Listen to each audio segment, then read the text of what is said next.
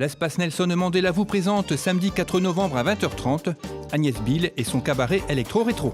Après 3 semaines entières d'un bonheur que rien n'altérait, mon amant dont j'étais si fière, un triste matin me plaquait. Femme de son époque et à fleur de peau, Agnès Bill est avant tout une grande humaniste qui continue de s'émouvoir et qui sait dépeindre une société dont les travers l'indignent autant que les espoirs la soulèvent. Reconnue comme une des plus belles plumes de la nouvelle scène française dès ses débuts en 1998, c'est avec l'album Merci Maman, Merci Papa, produit par Gérard Davoust, notamment découvreur de Renaud et Linda Lemay, qu'elle se fait connaître du grand public en 2005. Infos et réservations à l'espace Mandela le mercredi uniquement de 9h à 12h et de 13h30 à 17h30 ou par téléphone au 03 20 46 65 31. Vous pouvez également acheter vos places en ligne en vous rendant sur le site internet de l'espace Nelson Mandela. Retrouvez ce journal et d'autres informations sur lachapelle-tv.fr.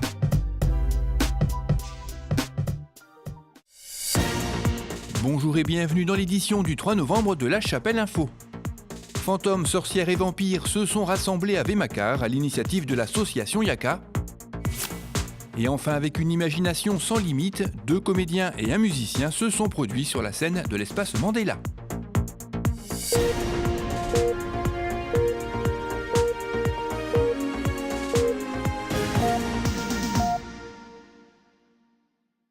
L'association Yaka a proposé samedi dernier à Vémacar un après-midi récréatif sur le thème d'Halloween.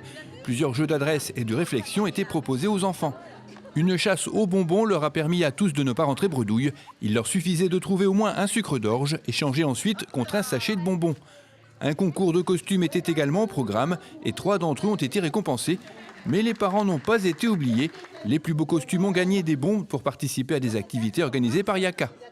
Une soirée dansante a clôturé cette journée. Des spectateurs qui proposent des thèmes sous forme de courrier déposés dans une boîte aux lettres avant le début du spectacle. C'est le concept original que la Ligue d'improvisation de Marc-en-Barœul a proposé samedi dernier à l'espace Mandela avec son spectacle À nous deux, une formule qui a permis à l'imaginaire des comédiens de se confronter à celui des spectateurs. Bonjour madame. Votre colis de cornichons risque d'arriver avec un peu de retard, donc ça sera plus cher. À bientôt.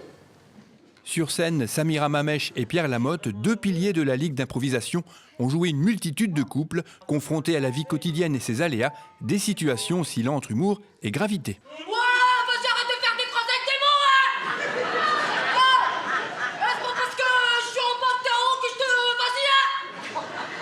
Il faut lui. Vas-y, descends, c'est un homme. Je suis une femme, mais descends, hein. Allez, vas-y, moi j'arrête ces séances là, ça m'énerve. Vas-y, j'y vais. De toute façon, vous comprenez rien et vous voulez rien comprendre. C'est tout, qu'est-ce que vous voulez que je vous dise? De toute façon, moi je suis née ici, je vais rester ici, je vais crever ici, et puis c'est tout. Moi, mon rôle à moi, c'est de gueuler dans la cour et de gueuler devant les appartements, c'est tout. Allez, je vous laisse. Mademoiselle? Comment vous m'avez appelé? Pour les comédiens, il faut éviter à tout prix de se retrouver en difficulté, un risque maîtrisé grâce à un travail basé essentiellement sur la détente, la disponibilité et l'instantanéité. Si on respecte un peu ces règles de base et qu'on est chargé d'un personnage, en fait, on ne peut pas tellement être en difficulté parce que c'est le personnage qui se met à être en difficulté et pas le comédien. Et donc d'endosser l'émotion du personnage fait qu'en fait, la difficulté peut même devenir très intéressante à jouer après.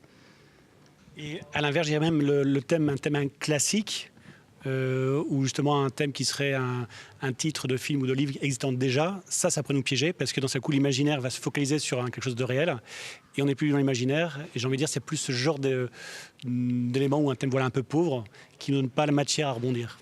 Donc en rigueur, plus ça paraît compliqué, plus pour nous c'est intéressant à jouer. Sur le côté de la scène, un pianiste accompagne les comédiens. Simon Fache, pianistologue talentueux, a improvisé lui aussi en direct les intermèdes, ambiances et accompagnements musicaux. C'est exactement le même travail que les comédiens, c'est être à l'écoute de ce qu'ils disent, de ce qu'ils font, des attitudes corporelles. Voilà, s'ils arrivent en courant, je ne jouerai pas la même musique que s'ils arrivent en rampant ou en marchant très lentement. Et puis, si je joue une musique lente, ils ne vont pas se mettre à courir non plus. C'est-à-dire que l'échange se fait comme ça entre nous trois. ça semble peut-être facile, ludique et tout le tralala. Derrière, il y a vraiment des bases de théâtre à avoir. Et c'est pareil pour la musique. À un moment donné, Simon a fait ses gammes comme tout musicien qui se respecte, comme tout élève en tout cas qui se respecte. Et puis après, c'est une fois qu'on maîtrise, on maîtrise son art où on peut commencer à se frotter à ce genre d'exercice. Mais il faut vraiment commencer par un travail de personnage et de création, et même, de travail d'écriture.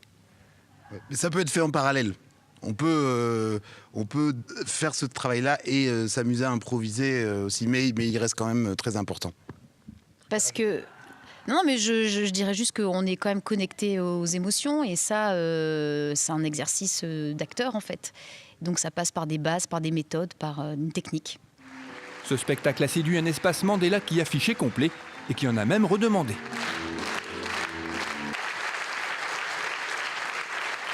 Merci beaucoup. Merci La Chapelle.